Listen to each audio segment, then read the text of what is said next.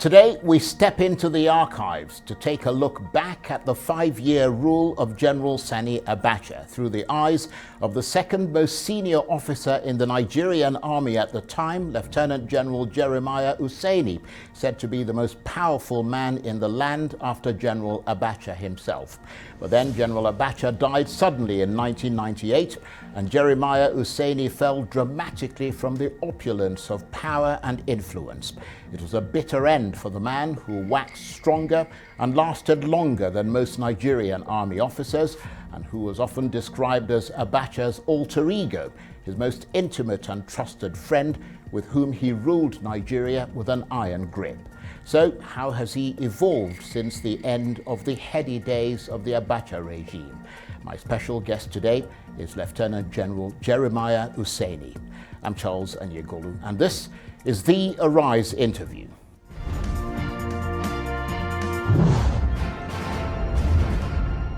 Now, after 5 years in power, Nigeria's military dictator, General Sani Abacha, died of a heart attack in 1998. It's now 23 years since he died. He'd seized power through a military coup in 1993, supported by his friend, confidant, and most loyal aide, my guest today, Lieutenant General Jeremiah Useni.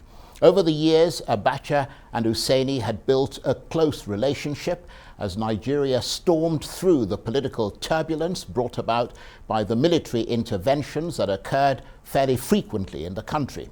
As other officers were retired or forced out of the army, Abacha and Useni waxed stronger, building an unbeatable combination of power, influence, and money. But while Abacha finally succumbed, Jeremiah Useni became the ultimate survivor, perhaps because of his benevolent disposition, perhaps because of his reported shrewdness in politics. The so-called Jerry Boy is still very much around today, having served as a senator between 2015 and 2019. And Lieutenant General Jeremiah Useni, retired, joins me now in the studio. What a pleasure to have you here, sir. Thank you very much indeed for coming in. Thank you very much for You look pretty much like the way you used to look in the heady days of the Abacha regime. Well, I live peacefully. I don't fight with anybody. Well, that's a good way to live. Yes. But help us decode the mystery and the enigma of General Sani Abacha, because to many he was the man behind the dark glasses, a man with something of the night about him, brooding, ruthless, eerie, stern, an iron-fisted dictator, a man who many saw as spectacularly corrupt. To you, his friend, confidant, and, he was your commander-in-chief. What was he really like? Well, he was a very good friend. There's no doubt about that. He was a very good friend. Also, I want to thank you for inviting me to come for this discussion. Probably during this occasion, I may be able to clear some areas. First, Sani Abacha was not a criminal, was not as bad as many people thought he was. How do you mean not a criminal? Well, if you steal, you're a criminal. So you think he didn't steal? He didn't steal. How much have they recovered from him? Most of the money they said they recovered is from his boys. Right. Okay. Yeah. So the estimate. And what we're losing today, will you compare with what happened during General Abacha? Well, unfortunately, I'm not privy to either figures today or figures from Abacha's time. I can simply tell you what's being reported, and it's reported that somewhere between $3 to $5 billion were siphoned off by General Abacha, a regime that you were part of. Well, I'm not aware of that. Right, okay. Because I was not involved in financial transaction. You were not? Involved in financial transaction. Right. So I don't know. But General Abacha had, of course, promised to lead Nigeria to a new millennium in which security and stability are paramount. Set against that pledge and the reality of the time, how far did he go to achieving that? Well, first, being a military regime, many of these Western powers were not happy with it. And they felt must be returned to civil government as quickly as possible. We set a period, we set a timetable, but they thought it was too early. Whereas we are the ones that know the problem on the ground. I had to work how we overcome those problems. Before we came, before we came in, the country was very chaotic. The labels were almost in control. I remember chairing one of the cases, like a Shomoli man. He knows me very well. But after talking, I told him, I said, you are talking as if you are head of state. You are talking as if you can take over the whole of this country. So you cannot. And what people are asking for cannot be provided. You're asking as if there's nobody again in this world, only you. No. Union should not be like that. I've worked with some union leaders, I've come across some union leaders. I was in US for 1 year doing transportation course. I went all over the country. So please know where you are talking to. And was that the motivation for you and General Abacha then making a move on Ernest Shonekan and taking over? Shonekan, well, the appointment was not done. In any case, what I'm trying to say is that there should have been a proper discussion to agree. Not one or two people decided we have so and so. So he was foisted on the country, basically. As far as I'm concerned. And unconstitutional. Yes. In any case, it was a military regime anyway, so there was no constitution. I know, right. But even then, it must be discussed with the military people. Because military people, there are military people who can return you in the office. Many people can take you away. But Babangida was a military person, wasn't he? He was a military man. But appointing Shonekan was not properly discussed. Right. But then when you and General Abacha took over subsequently, did you then properly discuss your takeover with other military people? No, it was the consensus. It was the feeling that brought about that change. Right. Yes. But of course, I mean, both of you had a reputation, though, didn't you? I mean, you'd played, particularly General Abacha, had played a behind-the-scenes role in several of Nigeria's military coups, I mean, that took place leading up to that one. I mean, were you, as his friend and confidant, also closely associated with those coups? No, I was not involved in the coup that swept away the other chap. No, I was doing my own job. You mean Shonekan? I was in military. I mean Shonekan. Right, okay. I wasn't involved in appointment. I wasn't involved in removal. But I mean, Abacha was your very close friend. He was my close friend. Are you saying you weren't aware that he was planning to take over? He didn't contact me to say I want to take over. Right. Okay. Maybe I would have said something else. Maybe I would have thought differently. How did you build such a close relationship with him? I mean, how did both of you become such close friends? Since 1966, when we had the first coup in Nigeria, Watafa Balewa was killed. Our own CEO, 4th Battalion Battalion, was killed. One of the most efficient Brigadier Mamalari was killed. Yes, I've heard of Mamalari. That's right. He was killed in Lagos when he went to have meeting with the brigade. We had 2 brigades at that time. And when we look at the number of people killed, I was in Ibadan then, 4th Battalion. When we look at the number of people killed, we see that all of them were northerners. So it became evident that it was uh, uh, an Igbo coup. And not only that, there was a plan to kill more, because rumor was going that they haven't killed enough. They should kill us more. So of course, when you're in such a situation, you have to arrange to defend yourself. But of course, some of the people who carried out that coup were non-Igbos as well. Can you mention which one was not an Igbo?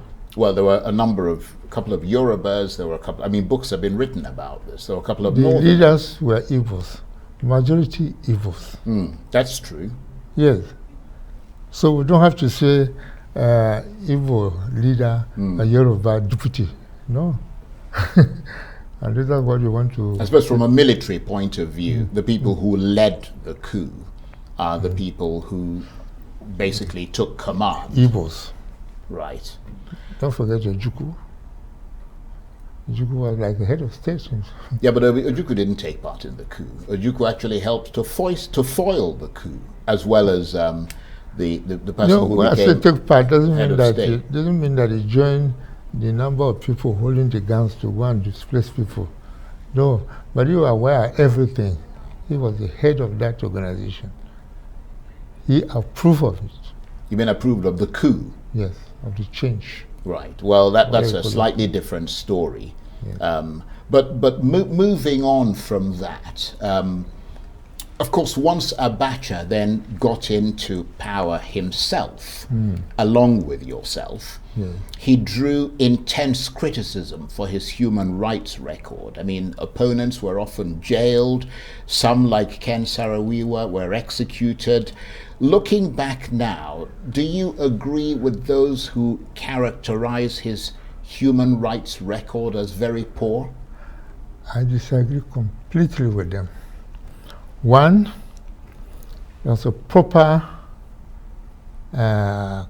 court setup to look at this that we are talking about from Rivers, isn't it? Yeah. Good. Ogoni. Yes, and were headed by a retired judge, chief judge of the state. And that body found him guilty. In fact, he's supposed to be executed. I'm one of those when we were meeting at the Supremacy Council. They said, no. I said, Abacha, since you took over, you have never executed anybody, unlike your colleagues. They executed so many people, never executed anybody. Keep that record. You can give him life sentence. Maybe another government may free him up. So why did he feel it was necessary to execute him, in spite of your advice? I didn't say he should be executed. No, I said, in spite of your advice not to execute him, yes. Why did General Abacha feel it was necessary to execute him? Well, you see, when you sit down as a group, if there are 10 people, and even if 4 say no, and 6 say yes, what do you do? Yeah, majority carries the vote. I think that's what happened. Stay with us, General Useni. Would like to talk with you some more. You're watching the Arise interview. Plenty more still ahead as we continue our chat with Lieutenant General Jeremiah Useni, retired former senator and former minister of Nigeria's Federal Capital Territory in the Abacha regime. Stay with us.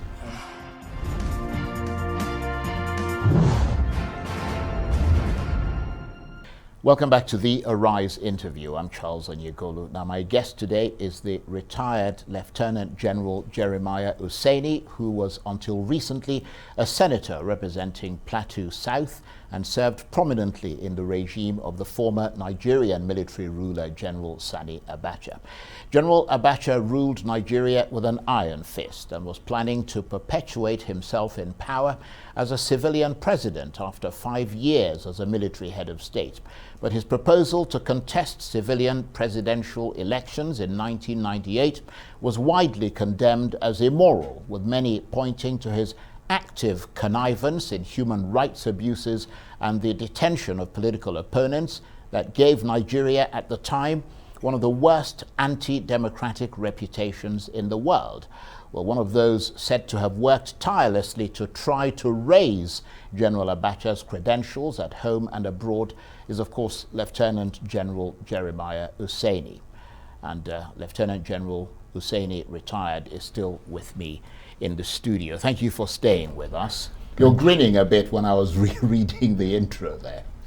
Yes, because some of the things you are saying are what some people want, what some people try to tell the world. Yeah. But that was not the situation. That was not the situation. Well, that's why we've got you here, to clarify that situation. Because so when you ask me a specific question, I'll clarify. Yeah, that's what I'm trying to do. If we make it a general thing to make people believe as if that was the situation. No. What we do is to say that this is what the general impression was of him. But then we have somebody like you who hopefully, if you don't agree with that, can give us the reasons and the evidence why that is not correct. Okay. So General Abacha, supported by you, had promised democratic elections and a transition to civilian rule by October 1998. But with just months to go, Nigeria's 5 licensed political parties all nominated General Abacha as their candidate for president. That was a bit of a fiasco, wasn't it? I mean, you were said to be his political organizer and the architect of what was seen by many as a fraudulent political project. What's your response to that? Well, it's a thing that I still have the same answer. There are so many things. For every government, you have something following what the government wants or what people think the government should have. That's what happened. It wasn't a decision of military people. It was a decision of the Supreme Military Council, which I was a member. I was a member of the council. So it was the political parties that made that decision? The people in the public. The people in the public. Right. Yes.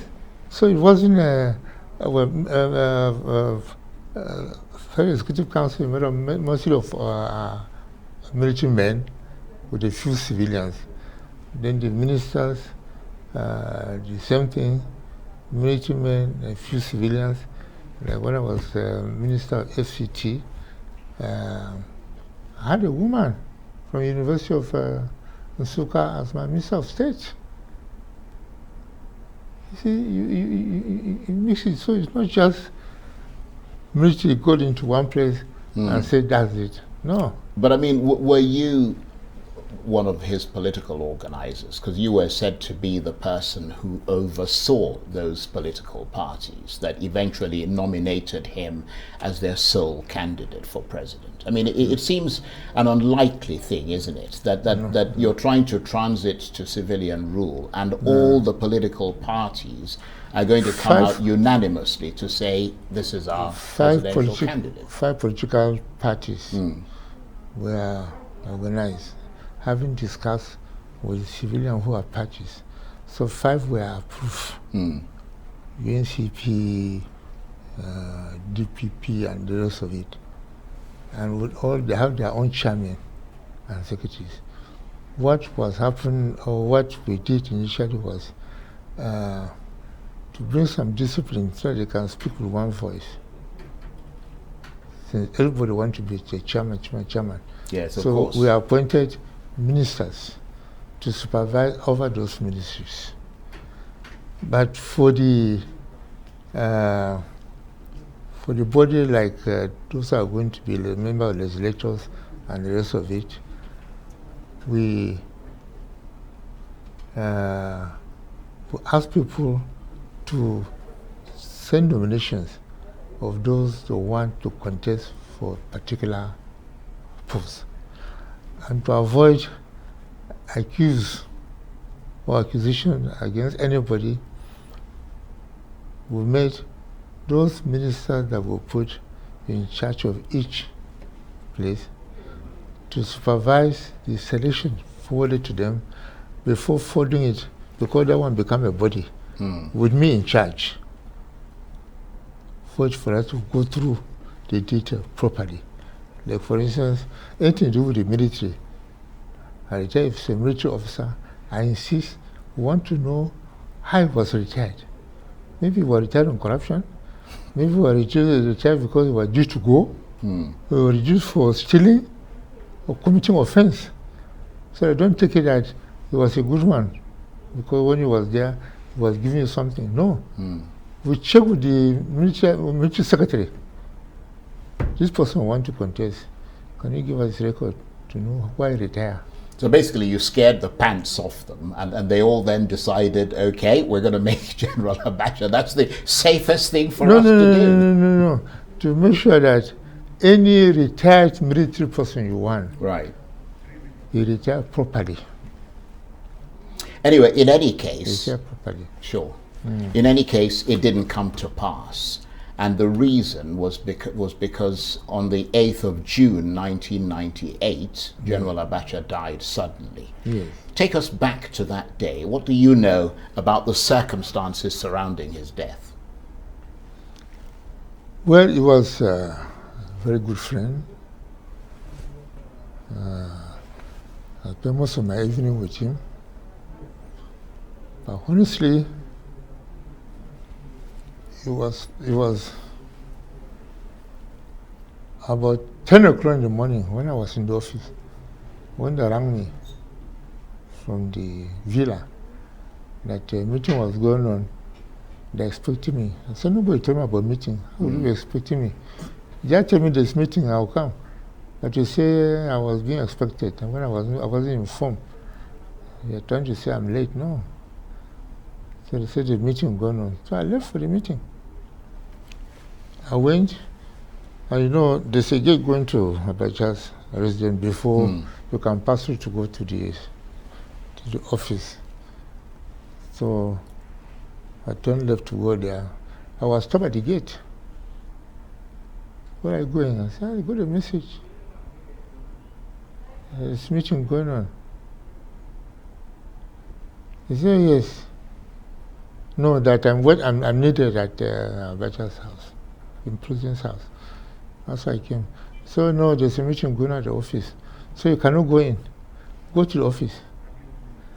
This is a place nobody stopped me before. So they stopped me. I said, are you sure the meeting is going on in the office? Because I'm told it's in the house. I was told, come to the house. They said, forget the person who told you to come to the house. Go to the office. One sergeant came up and said, go to the office, we have no time. So one sergeant also, who knew me very well, cocked his rifle. He said, touch him, I will touch you. My goodness. Abacha is not in the office. Yes, Abacha is not in the office. I said, you see, which one do you want to do? You shoot me, somebody will shoot you also. I said, open the door for me to go, and I saw his corpse. Let me ask you to please. So it means somebody must have told that boy to make sure I don't come in, and yet I was telephoned to come. Please hold that thought. I want to come back and continue from where you stopped, but we must take a break. You're watching the Arise interview. Plenty more still ahead as we continue our chat with Lieutenant General Jeremiah Useni, retired former senator, former minister of Nigeria's Federal Capital Territory, and former minister of aviation. Stay with us.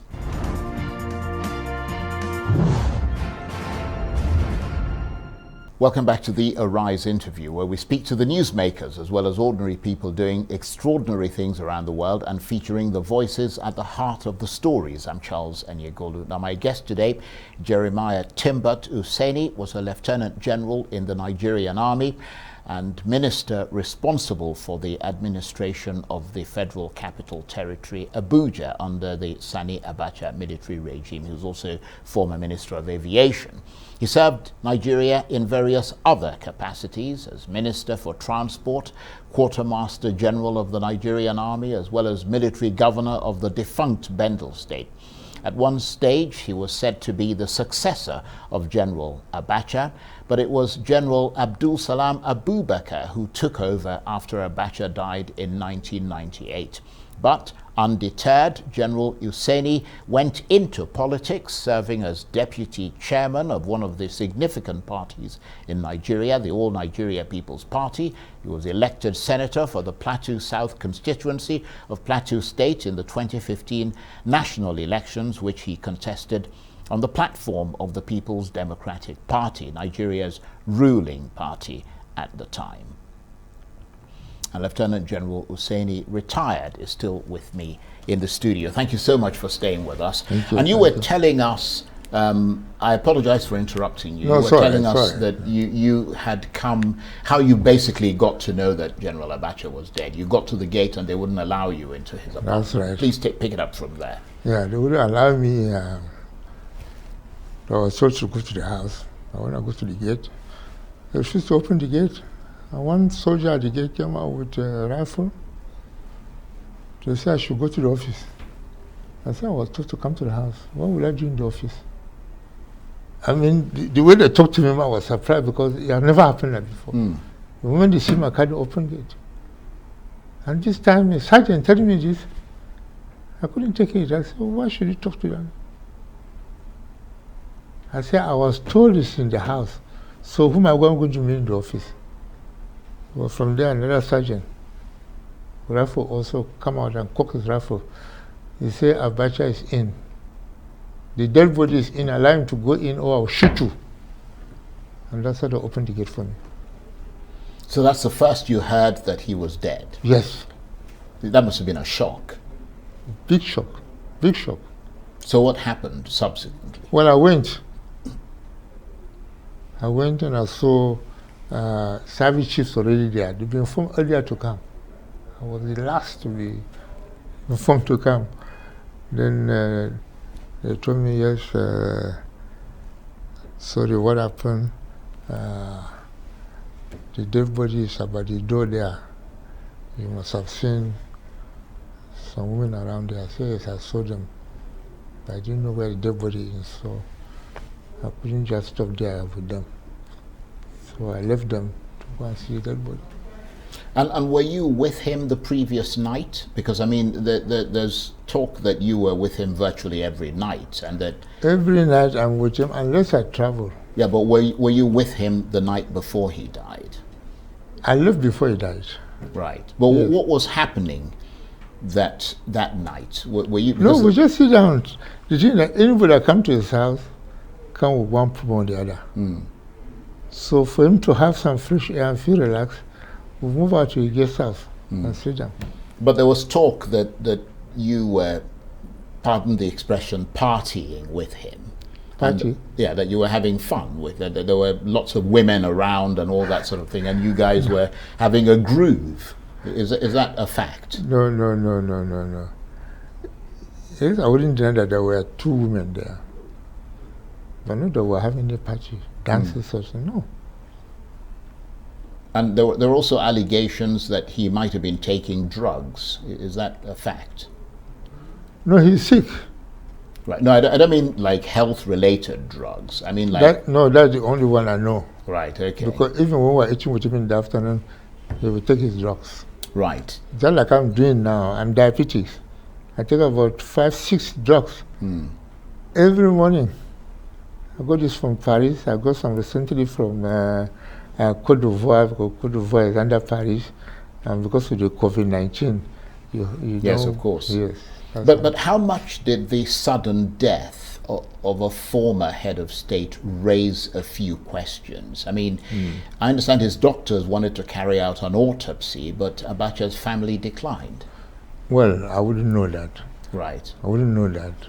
But are you satisfied that he died of natural causes yourself? I mean, because there are, as I said, there are lots of theories about what happened that, you know, to General Abacha. There were, of course, scurrilous rumors that he'd been poisoned or that he'd spent the night entertaining young ladies. I mean, none of that is true as far as you know. Well, I was watching that evening. We were watching television. Then sometime I lived there around 12 midnight. Then I left. I didn't hear anything again until 10 o'clock when they rang me that they're waiting for me for a meeting in Bacha's house. That's all. Now So all other things depend on how people interpret this thing, you know. Like the wife did not believe that she will give proper report, medical report, from any doctor in Nigeria. That's why she insisted it must be sent overseas. Right. And was it sent overseas, and was there a result? It was sent overseas, to Germany. Right. And what was the result? Do you know? He died naturally. Before then he was sick. Right. Yes, but not that he was died of poison. I've copied the report. Right. Okay. I showed the former IG. Was annoyed. Where did I get that report from? I said, you think you are the only one who can get a report? If you want to implicate me, so after you get me, I get the report. Get the report.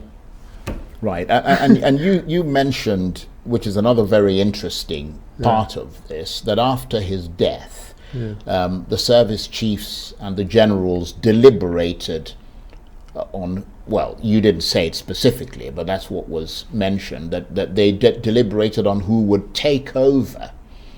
And it's said that you were not told of his death until 9 hours later, and only after major decisions and actions about succession had been taken. Is that true? No. During succession, I was there. When they were discussing who would take over? I was at the meeting, yes. Right, okay. I was there, and you know, for rank, I was the most senior. Yes. Next to him. Absolutely. General Dia was, but because he was accused of planning yes. a coup, so he was retired. So I became the next senior to General Abacha. But they didn't want you as head of state. No, they didn't want me as head of state. When Abacha died, many people thought I would be head of state. But the wife and some other people don't want it. Right. Some people bring religion because I'm a Christian. Yes. So I never bothered. So you were basically sidelined. I was basically sidelined. Well, not that they weren't announced quietly, but a lot of work was done. First of all, when we were discussing this thing, some of our issues that, look, the dead body is at the airport, and people in Kano are waiting for us to bring the dead body for burial. It was already 7 p.m. Why should we do anything the other way around? Let's go and bury this man first. Then we'll come and discuss the session. So that was the time we left. I came back about 1 a.m. from Kano.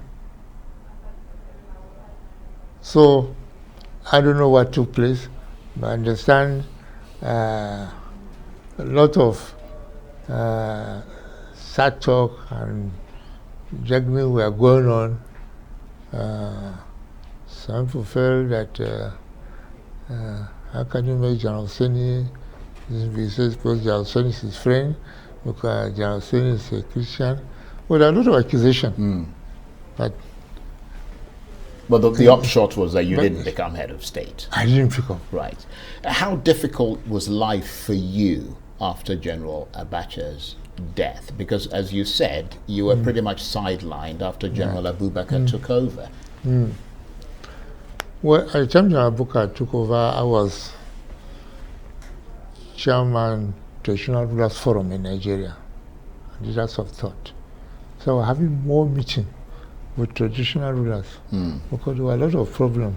Some of them, the states even wouldn't allow them to be part of the security meeting, and yet problems were going on in their state.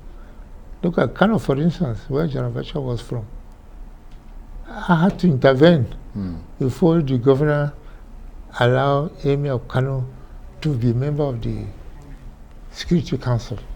I said, these are the people that we can tell them, look, what are you doing? Something is happening, so go and take care of it. And when we did that, we had peace.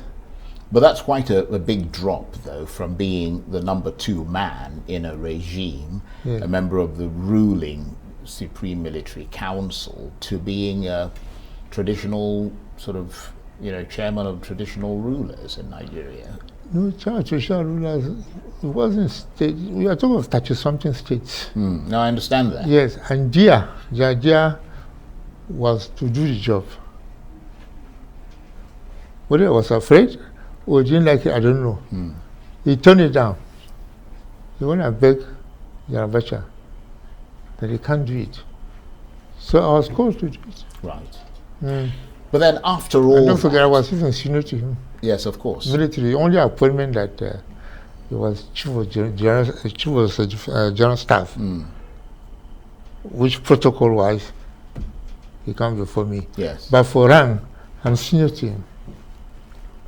But then after all that, the Abacha's death, the apparent sidelining of you, that ultimate survivor instinct that many believe you have kicked in, didn't it? I mean, you dusted yourself off, launched fully into politics. You became a senator in 2015, representing Plateau South constituency on the platform of the PDP. Tell us about that evolution.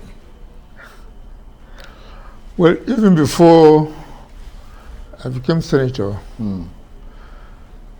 I was interested in seeing that people in my area are involved in politics so that they can be taken care of. Of course, unless you're in politics, unless you have someone representing you, you cannot get much. So I accepted many people. I accepted, first was Senator Vicky Dangin, he's dead now, became senator. There was another senator before then, also dead. Then I have one senator who later contested with me as governor because it was a different party.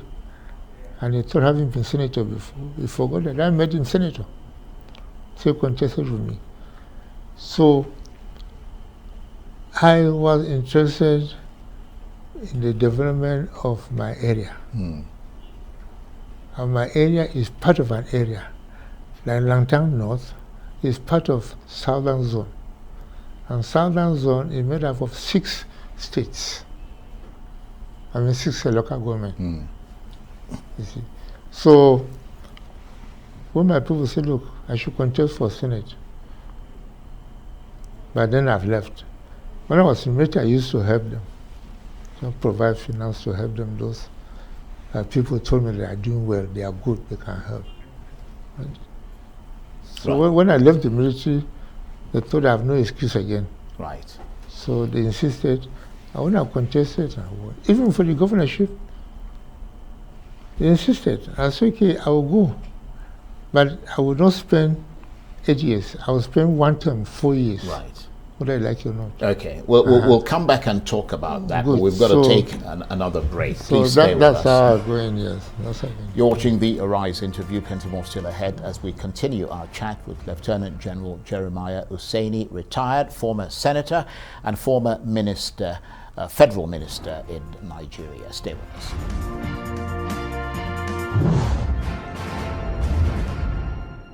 Welcome back to the Arise interview. I'm Charles Aniagolu. Today we step into the archives to take a look back at the 5-year rule of General Sani Abacha through the eyes of the second most senior officer in the Nigerian army at the time, Lieutenant General Jeremiah Useni. He was said to be the most powerful man in the land after General Abacha himself. But then General Abacha died suddenly in 1998 and Jeremiah Useni fell dramatically from the opulence of power and influence. It was a bitter end for the man who waxed stronger and lasted longer than most Nigerian army officers, and who was often described as Abacha's alter ego, his most intimate and trusted friend with whom he ruled Nigeria with an iron grip. But like the ultimate survivor that he's said to be, General Useni carried on regardless, evolving from military general to a civilian politician with a good measure of success. And my special guest today, Lieutenant General Jeremiah Useni, retired, is still with me in the studio. Thank you for staying with us. And Thank you. You went on to, after being a senator, Yes. from 2015 to 2019, you ran for governor. Governorship. But you lost. What happened? That's why I'm not a governor now. If you say I lost, what happened? I'm not a governor. Right. If I had won or declared won, then I would have been a governor. No, obviously, yes. But I mean, what I'm saying is, anyway, let's not dwell on that, because as you said, clearly you lost. Yes. So although there was a dispute, and some people believe that you won and it was taken away from you and all of that. But let's not get into it, because you're not the governor. Yeah, no need. That brings me to contemporary developments in Nigeria. When you look back at the Abacha period, the Nigeria of those years and the Nigeria of today, what has changed? And has that change been in a positive or negative direction? Well, some are positive, some are negative. What are the negative ones? Well, negative, that so many people who behave as if there's no government, behave as if they have the power to do everything. There's a government. Whether you like that government or not, there's a rule governing that government. The constitution, you do things according to the rule. Then people can say, okay, the government is not being fair to you. But if you don't do things according to the constitution, according to the rule, then you have nobody to blame.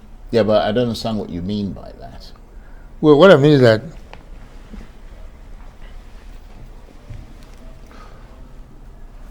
most of the... I mean, who are you referring to, basically? I refer to the people who causing problem. You mean like the separatists or the all these politicians who are in opposition, or what? No. There are some in position which are better than those in even government. But I'm talking of, well, both those in government trying to cover those that should have been in prison. Right, okay. Right? Maybe the government as a government, but they are part of government that will not say the right thing or open up so that we can get it to the people, just because they are relation or they are friends or something. As a military man, we are not used to that. No? Well, let's talk about your home state of Plateau. I mean, there are the killings, there's the violence, there's the conflict between religions and ethnic groups. I mean, it sounds like anarchy there. What's behind all that, and what's the solution from your, senior citizen point of view? Well, what we're saying is that, or what I'm saying is that first the people must agree to live with each other, religion or no religion. Because when this trouble started, the news going around was that Muslims were looking for Christians to kill. Later, people come to realize that Christians were killing Muslims killing Christians. So both religions were killing each other. And those who don't belong to any religion at all, either they're giving some money or don't like this person, were eliminated or something. So the phrase all mix up and they bring problems. So we say that as a government, you just have to be tough. When we say tough, not that you throw anybody in the there must be a way. There are laws. Somebody bring a law, break a law, deal with him, punish according to the level of the offense. Crime, right. Yes, that's right. Unless that is done, you'll be encouraging others. That's what some people are saying. But we know also there are some people, even if you lock them up, they are coming out, they are committing another offense. We have to sort of such people. So is that your solution? I mean, you ran for governor of Plateau State, you lost, as we said, but if you had won, what would you do differently today? First of all, during my campaign, I made it clear Right. that my priority would be security. And in going around, my statement has been, do good, you see good. If you do bad, you see bad twice. Right. So you think the governor at the moment is doing bad, do you? Well, that's my own.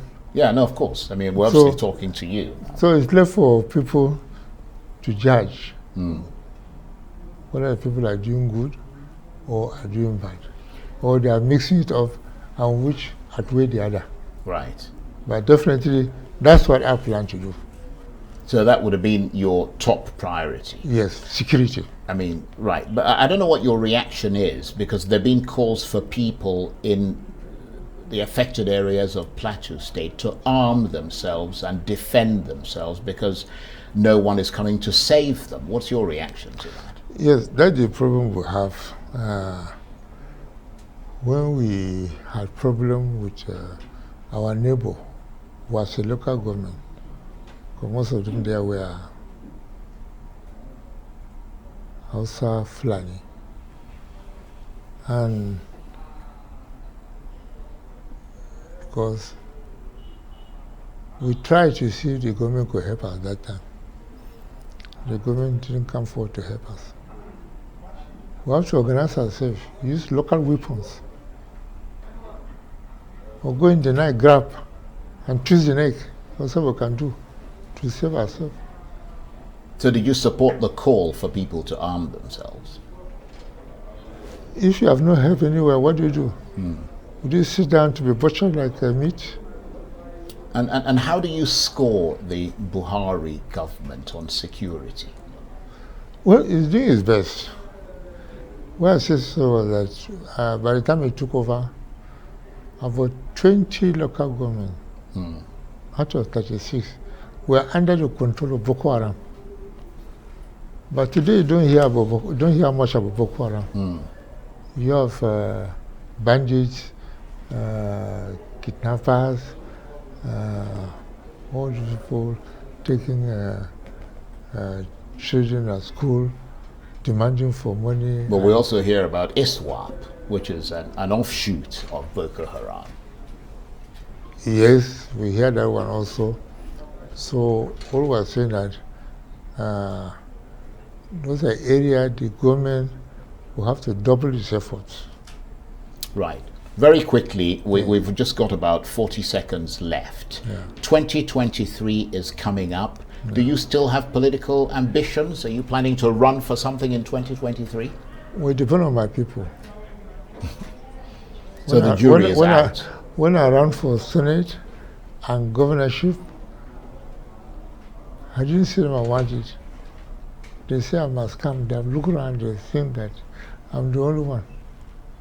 So I said, you go and do the campaign. And that's how we started. So if they came to you again, you'd run again? Yes, I never deny my people. You never say never? No, I never deny my people. On that note, Lieutenant General Jeremiah Useni, retired, I want to thank you very much indeed for joining us today. Thank you ever so much. Thank you. That's it for this edition of the Arise interview. Join us again tomorrow. From me and the entire team here in Abuja, bye-bye and thank you for watching.